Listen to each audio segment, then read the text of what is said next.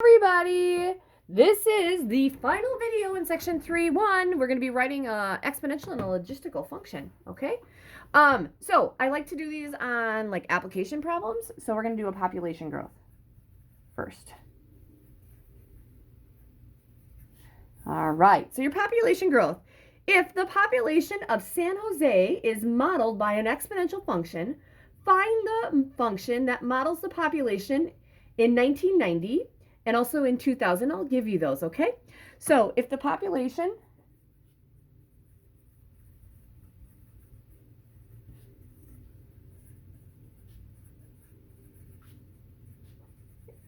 San Jose is modeled by an exponential function, find the equation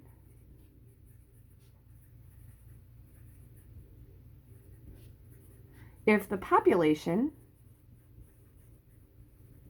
in 1990 is, oh, this is nasty, 782,248.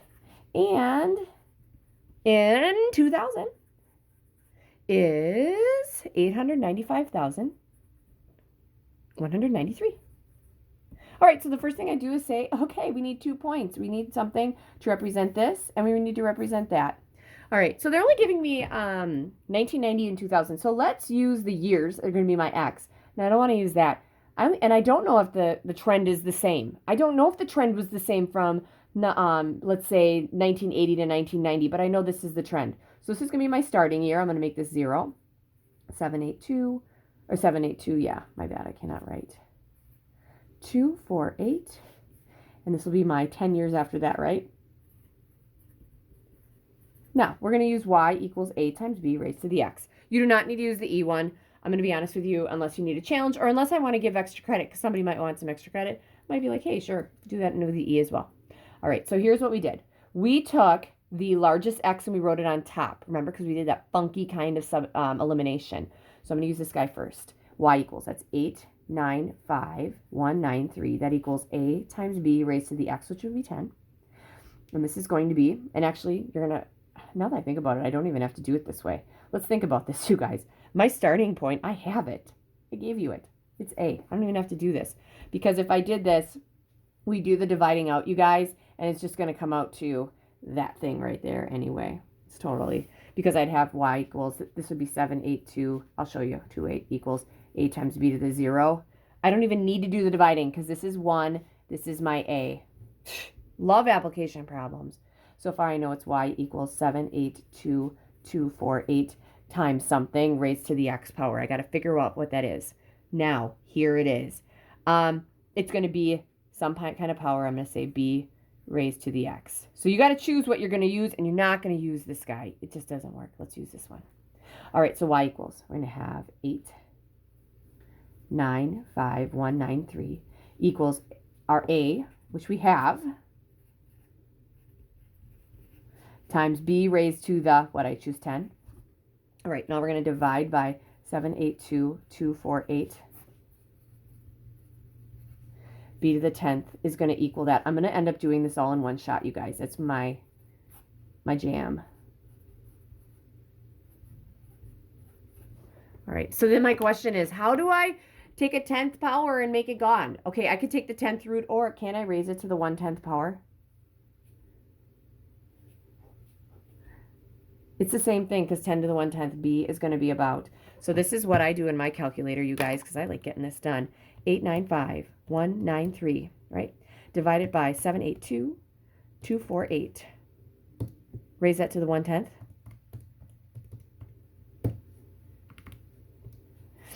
I'm getting, yes, exactly what I had before. 4 decimal places in this section, you guys. 1.013, and then 5 goes to 6. So this is going to be my b, 1.0136 raised to the x.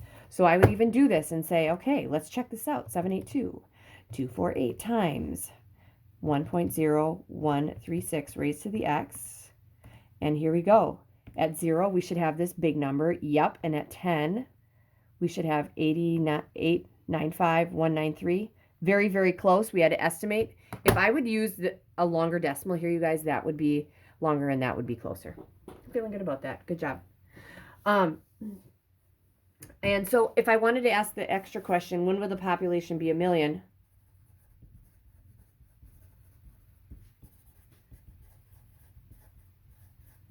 What we'd have to do is put that in our calculator, which I have, and then I'd want to know where it's 1,000,000, right? So wouldn't I have to have where y is 1,000,000? So I'd have to change my window, make my y's go up to, I'm going to make it go up to 2,000,000 too. 1, 2, 3, 1, 2, 3.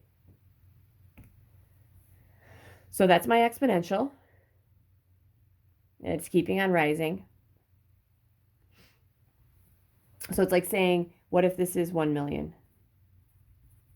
What would your x be? And that's right there. So we're going to find an intersection, 5. And I would say when x is about 18.18, that'd be about 18 years. Well, if I started at 1990 plus 18 years would give me what, about 2008. There you go. All right, so that answers that question. Last question of the day. All right, write the logistical function whose limit to growth is 200.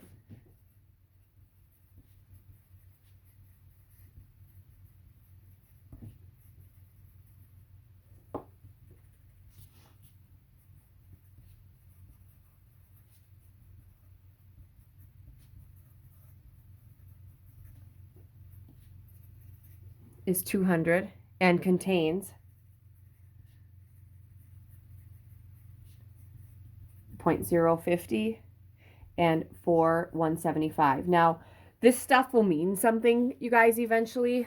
Right now, I'm just giving you points, and I know I can figure it out. Now, there are two logistical functions. I would suggest you use y equals c over 1 plus a times b raised to the x. That's the one I want you guys to use, and I'm assuming I have not made any tests yet. That's what I'm going to throw in there in case my buddy Photomath decides to use E. I'm not taking E. I don't want E. I want this. This is easier.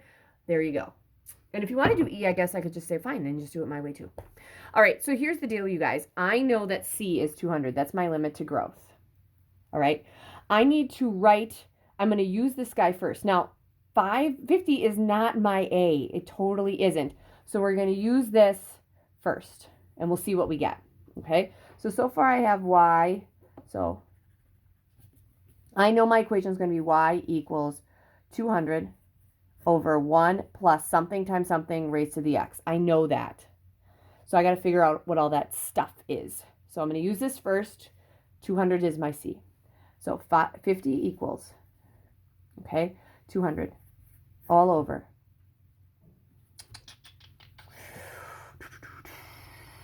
Let's see here. We got 1 plus a times b raised to the 0. We good with that? Because that my x is 0 and my y is 50.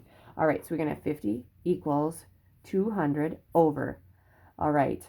A to the 0 is what? Just 1. 1 times a is a. This is 1 plus a. I use cross products, you guys. 1 times 200 is 200. That equals whatever 50 times 1 plus a is. I actually can divide by 50 here because this is nice. What that's 4 equals 1 plus a. Subtract 1. A is 3. Hey, guess what? A is not 50. A is 3. Looking at my notes, yeah, a is 3. So I know that a is 3. I know my equation is going to be 1 plus 3 times something, and I'm willing to bet it's going to be nasty. Now, we use this first to find a. Use second, find b. Here we go. So I'm going to use this one next. Y equals, I know my C has to be 200, and this has to be. So y, and this is to the x. So I know my y is 175. That equals 200. All over 1 plus 3 times. All right, what do I got here? B to the, because I'm trying to find B, to the 4th power. Okay, here we go. I'm going to do this again, okay? I'm a big fan of the cross products. 1 times 200 is 200. That equals, okay, whatever 175 times 1 plus 3b to the 4th is. Okay, now, just because I really like to get things done fast, I will divide by 175. rather than, and I'm going to look to see if this is pretty. I'm using it, and it's not pretty. Guess what? We're not using that. I'm going to still use 200 over 175. That equals 1 plus 3b to the 4th. Subtract 1. So it's going to be 200 over 175 minus 1. That equals 3b to the 4th. Okay, I like to get my answer all in one shot, you guys, so that's what I'm going to do. At this point, what we do, we divide by 3. Okay, well, dividing by 3 is nasty over here. I'm going to multiply by 1/3. So I'm going to have 1/3 times 275 minus 1, and that's going to be equal b to the 4th. Oh, shoot. All right, b to the 4th. How do I make a b to the 4th into a b? I'm going to raise this all to the 1/4 power. All right, so here's how this looks like in a calculator, what this looks like in a calculator, and hopefully you guys can see it right there. Okay, so the first thing I would do would be take the 200 over 175. I already did that. Subtract 1 from this. Press enter. Then you can multiply 1 by 1/3, but if you know it's dividing by 3, divide it by 3. Then I'm going to raise this to the 1/4 power. And I'm going to get a b of about 0.4671.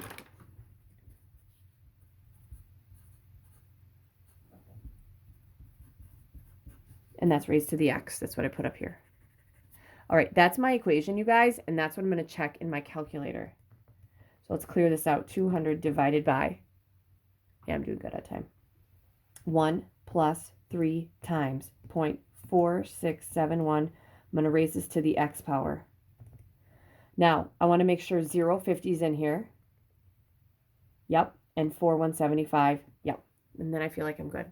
So this is my equation. You do not need to use the base of e, and I would suggest you don't, because then you have to use logarithms to solve, and unless you guys are geniuses, which some of you are, most of you have never seen a logarithm. So I'll be honest with you, even the next section, this is what it is. What I just did in this video, I'll be doing many times. I will make up problems about goldfish, a limit of goldfish in a tank, limits of different things of growth, okay? But that's it. That's the end of the third one. I apologize. This is a lot of stuff, but it's the first section. All right. Peace.